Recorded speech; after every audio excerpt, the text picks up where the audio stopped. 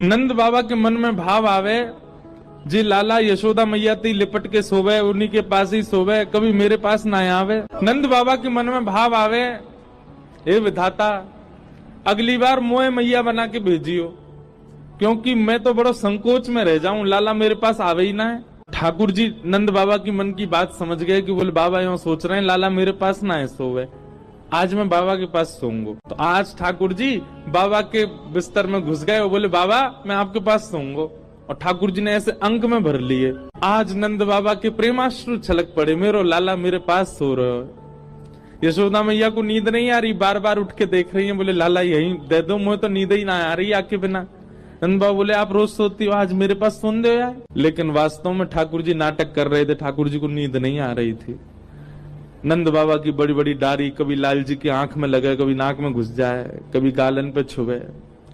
रात में जैसे ही नंद बाबा को गहरी नींद आई, चुपचाप ठाकुर जी हाथ खोल के निकले और यशोदा मैया के अंग से लिपट के सो गए। सुबह जब नंद बाबा उठे तो बाबा को संकोच भयो, बोले लाला रात में आयो लेकिन चलो वो मैया पास ही।